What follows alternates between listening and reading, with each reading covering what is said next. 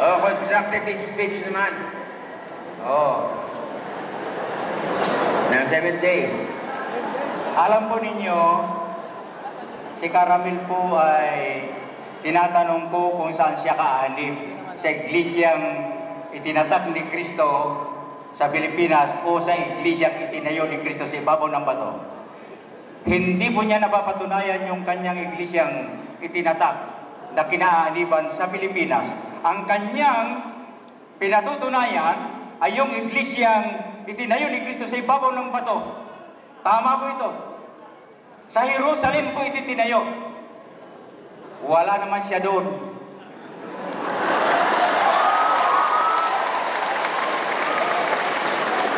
Ikalawa, kung siya'y kaanib sa iglesyang itinayo sa ibabaw ng batong ito, yung lolo pa ng lolo ni Caramel, hindi pa rin mapanganak, kaya hindi siya kaanib doon.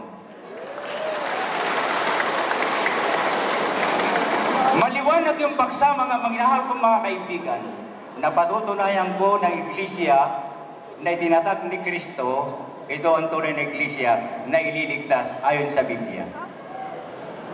Mga kaibigan, bakit iglesia ni Kristo lamang ang ililigtas?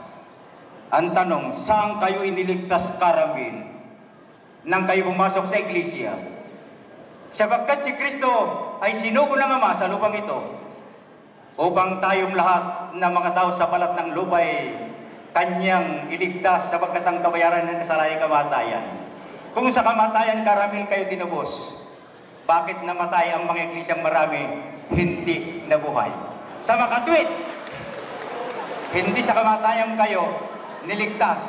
Pangalawa, kung sa kasalanan kayo niligtas, bakit ang mga iglesia ni Kristo ay nananalangin din, Ama, ipatawad mo ang aming kasalanan, sa makatwid hindi sila niligtas sa kasalanan. Kung impyerno, Caramel, wala pa ng impyerno. Ang tanong, saan talaga kayo iniligtas ni Kristo? Pag nagdaan, nabako si Kristo sa krus, 27 AD, saan kayo niligtas? Oo, malabo, mga kaibigan, kung saan kayo niligtas. Pangalawa,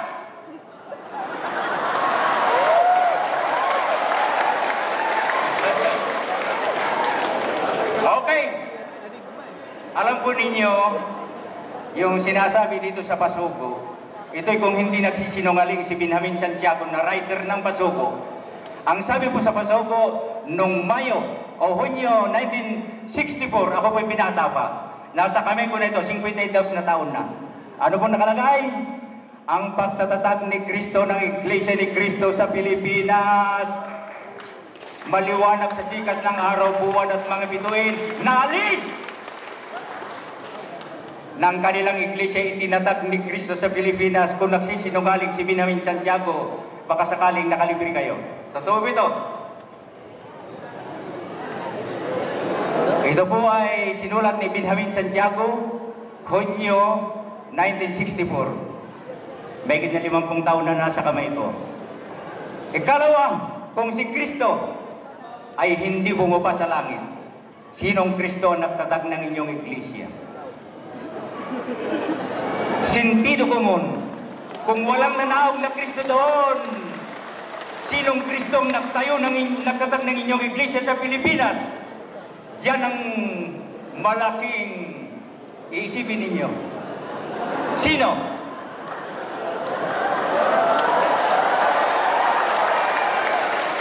Sa makatuwid, iglesia na walang Kristo. Isa pa po, ang Pasugo po ito, makakakabit yan, ang katunayan ng tunay na Iglesia ni Kristo ang lumitaw sa Pilipinas 1914. Ang liwanag. Pagka sinabing lumitaw, ang tanong, sino ang nagpalitaw na Kristo? Sinong Kristo nagpalitaw ng inyong Iglesia, Caramel? Kung totoo na kayo ang tunay na Iglesia, maliwanag sa sikat ng araw, buwan at mga bituin, na walang Kristong nagpalitaw ng kanilang iglesia, walang Kristong nagtatag ng kanilang iglesia, at wala rin Kristong nanawag mula sa langit para itatag. Ibig sabihin, maliwanag ngayon. Klaro. May iglesia na katawan, walang ulo. Tama yung sinabi niya kanina.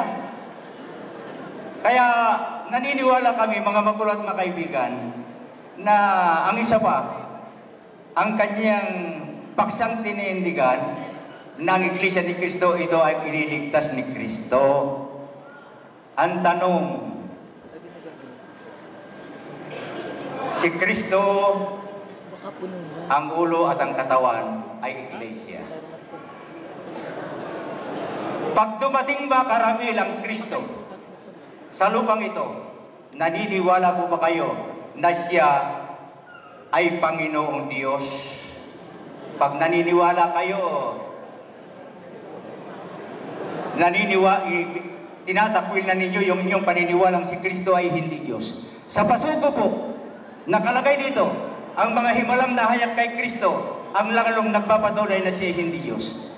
Ang inyong Diyos na karamil, na tagapagligtas, ay yung Diyos na Kristo na hindi Diyos. Yan, mga kaibigan, malabo ba sa tilang malabo na may Kristong hindi Diyos? Basahin po ninyo ang Biblia. Mula sa Henesis hanggang Apocalipsis, walang Kristo litra por litra na tagapagligtas.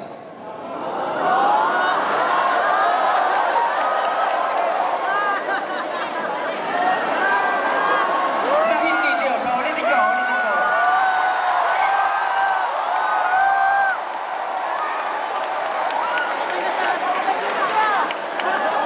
Wala po kayong mababasa sa Biblia. Wala po. Itaga sa batong buhay. Wala pong Kristo mabasan na hindi Diyos litra por litra. Wala pong mababasa sa Biblia litra por litra na hindi Diyos si Kristo. Dahil kung meron, ipakita ni Caramel mamaya at yan po ay sisiguraduhin kung wala siyang ipapakita.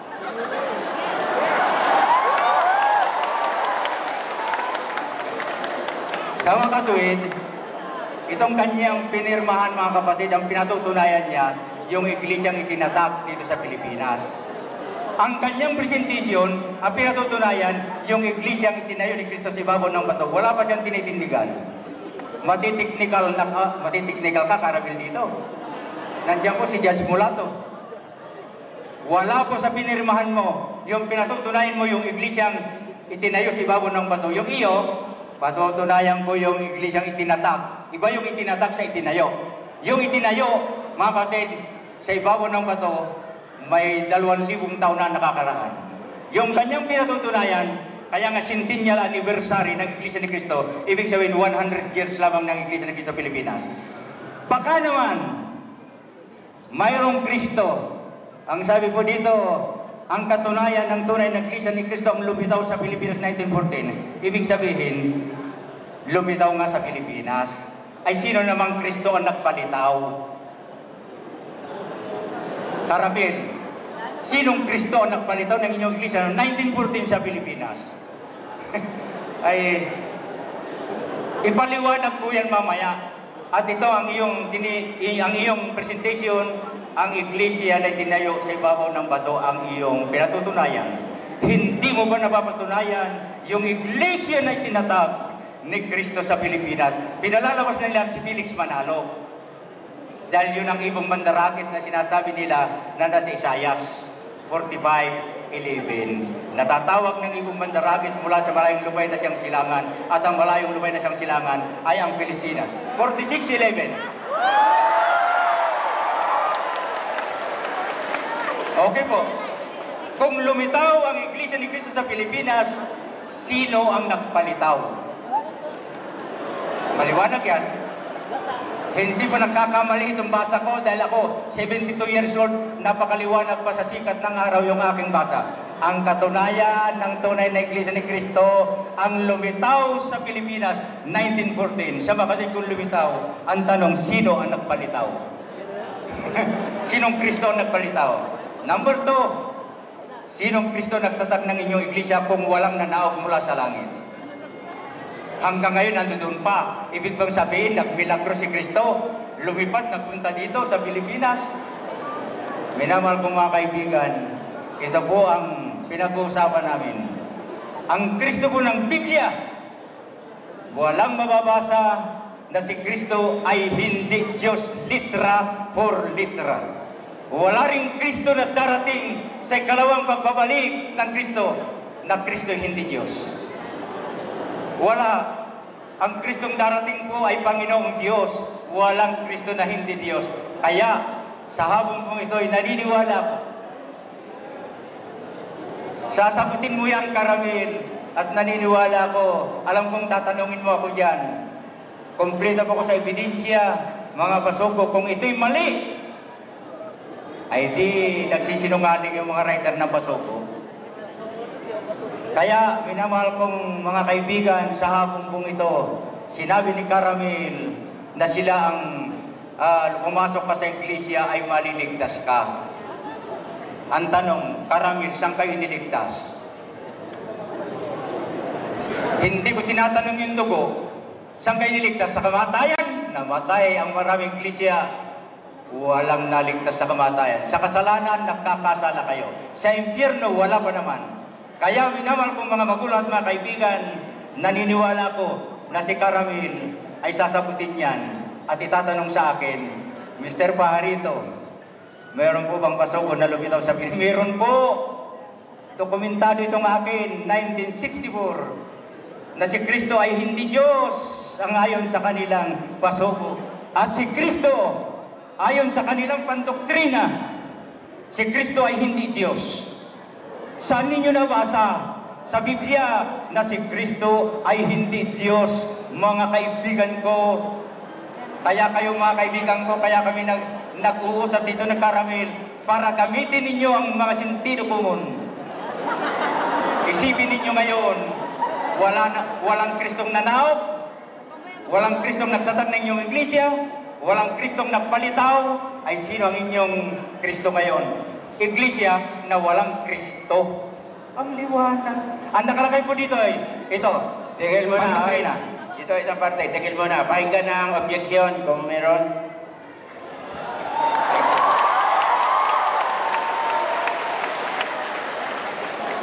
Mr. Moderator, Pwedeng cut yan.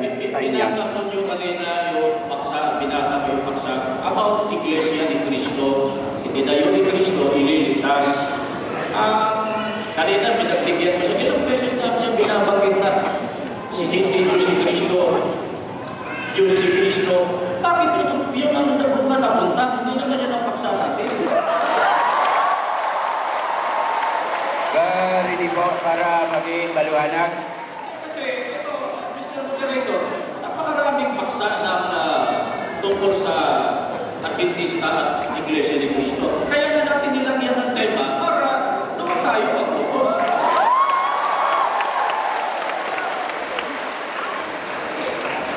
Ang totoo po, ang tema ay malawak. Ano masasabi mo? Dapat na siyang banggit. Ano sinasabi mo? Ano masasabi mo sa sinasabi niya? Ayun.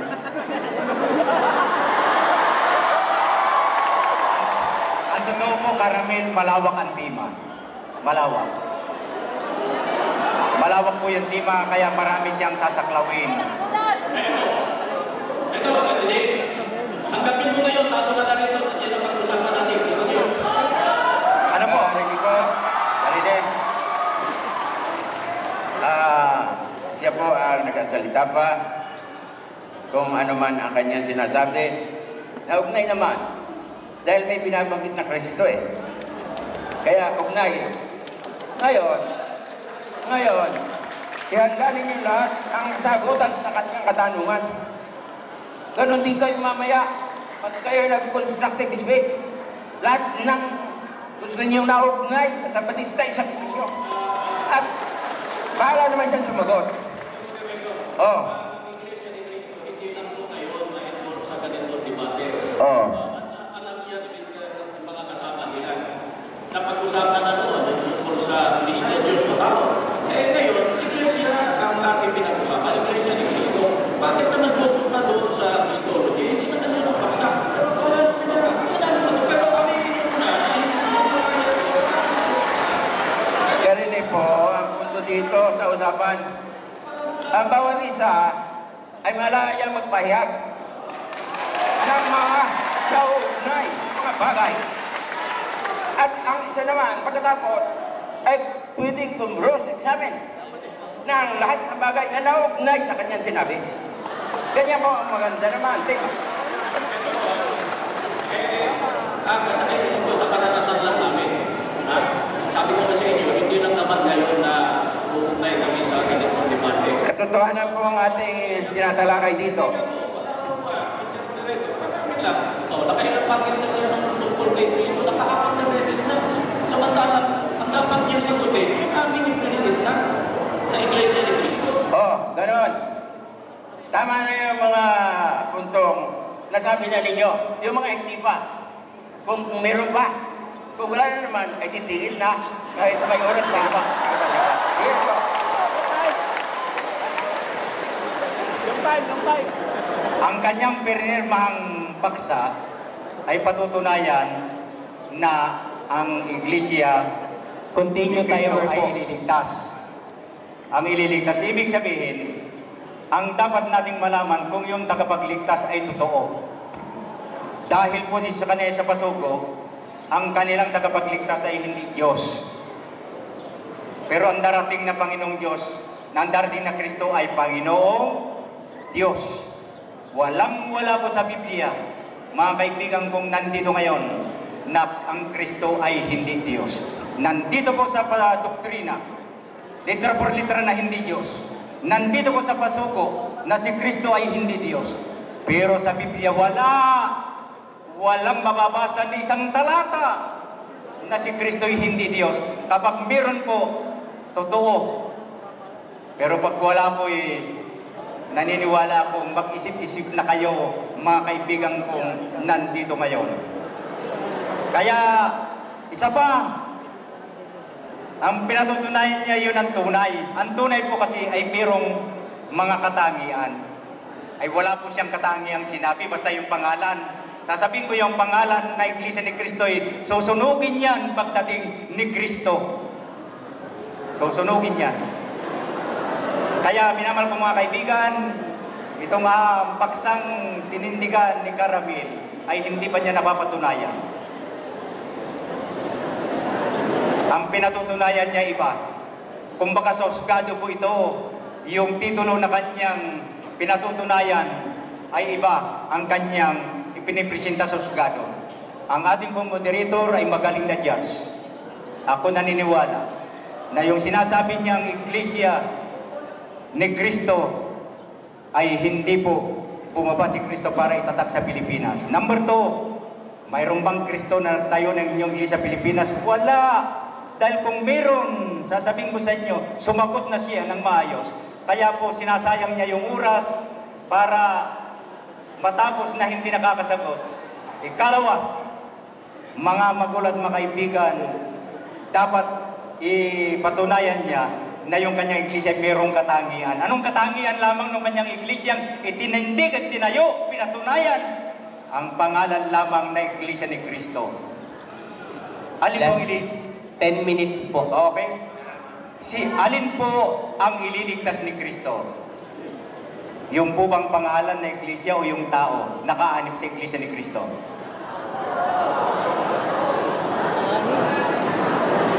Yung pong pangalan ay hindi kayo ililigtas ng pangalan sapagkat pagdating ni Kristo ay susunugin yan. Mamaya sa presentation ko, sasabihin ko sa inyo.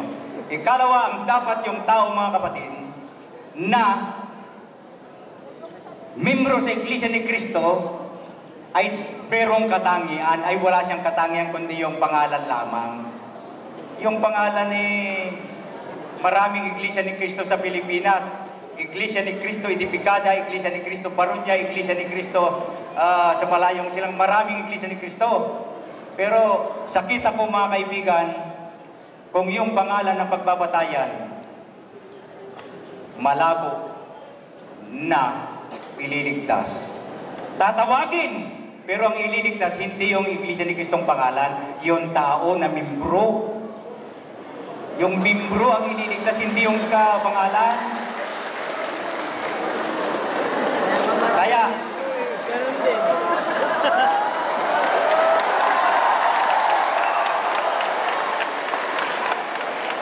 Kaya, minamahal kong mga kaibigan, ang katangian ng tunay na Iglesia ni Cristo dapat ay totoo. Meron pong 10 utos ng Iglesia ni Cristo upang mapanatili ang kaligtasan. Ito po yung 10 utos ninyo. Ito ang katangian ng Iglesia ni Cristo na hindi ang Diyos ang naggawa ng 10 utos na ito. Sinong gumawa nito? Ang 10 utos ng Iglesia ni Cristo upang maingatan ang kaligtasan. Ang liwanag. Ang 10 utos ng Diyos. Ang dapat natin sundin at huwag ito.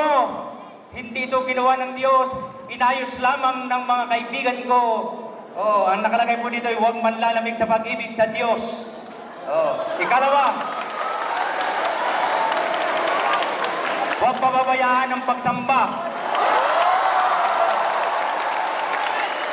Huwag uurong sa pagka-Iglesia ni Cristo.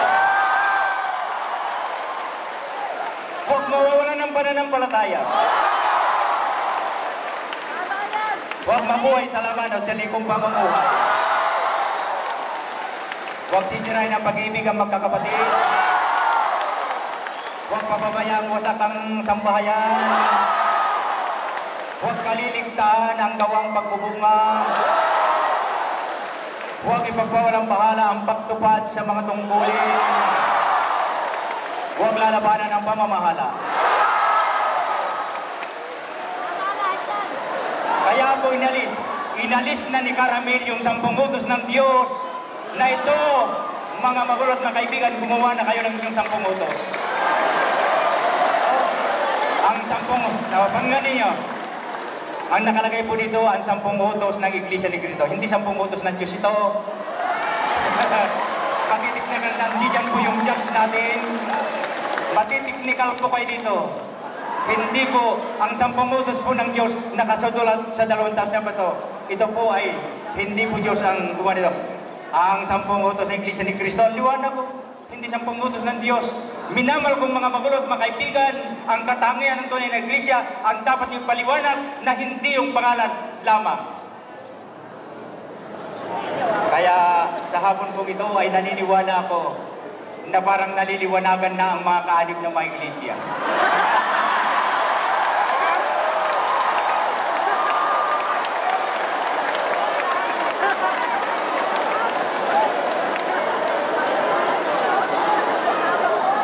Alam po ninyo, si Kristo daw po ang ulo at ang katawan ng Iglesia.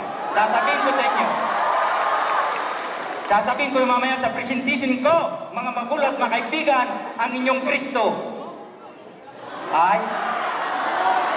Mamaya! Pakita kayo! Ayos! Ay!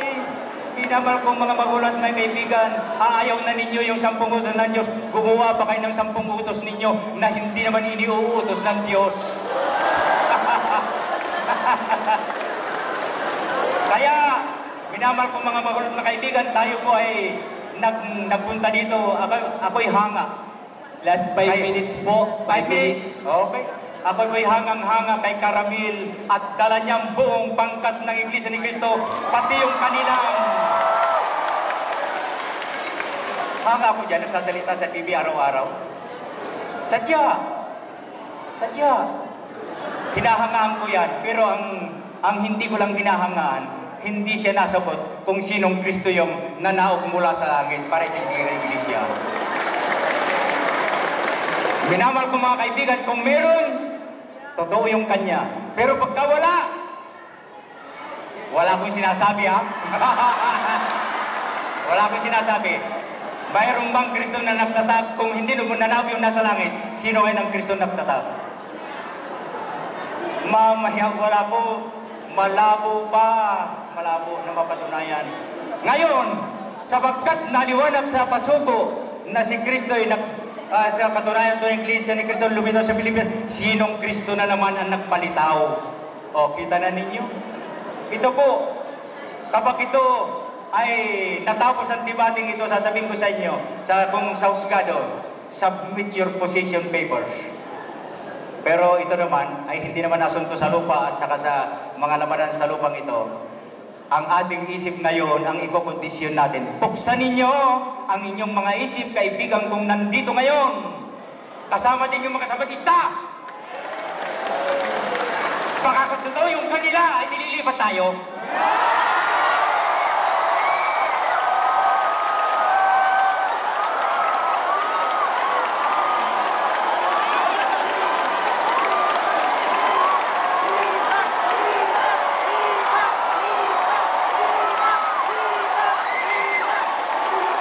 Okay. Pero kung hindi nyo mapatunayan, minamahal kong mga kaibigan, sasabihin ko sa inyo, ang iglesia na itinatag ni Kristo na kanyang pinanindigan, hindi pa niya napapatunayan hanggang ngayon, kaya malabo sa sabaw ng pusit.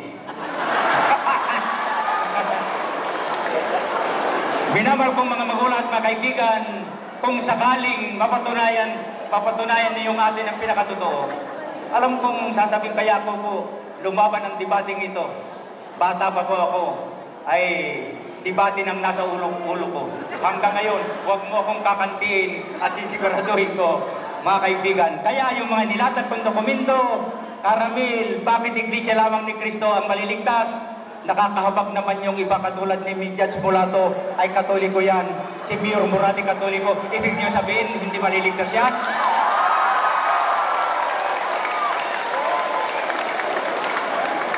Ang kaligtasan, mga kapatid, na pinatutunayan ni Caramil sa kanilang iglesia. Last 2 minutes po, 2 minutes. Ang kaligtasan, mga magulang, mga kaibigan, sasabihin ko sa inyo, na malabo pa sa sabaw ng pusit na nasa kanila.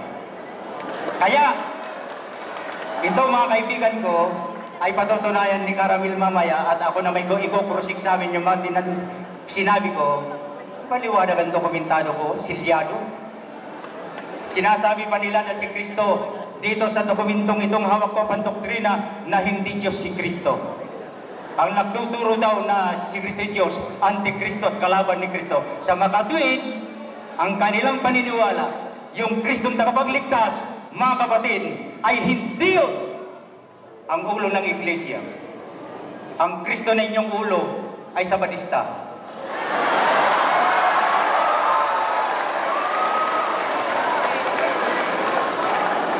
Yan mamaya, mga magulang mga kaibigan, ay naniniwala ko ng ating moderator ay nakatingin po sa akin dahil po ay para bagang malabo din yung akin kung iisipin.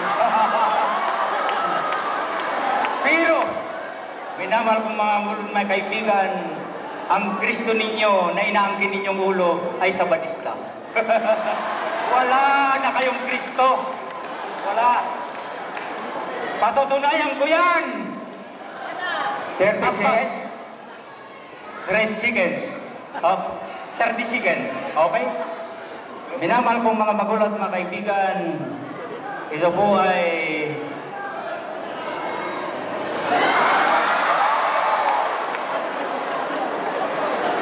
alam po ninyo yan, energy.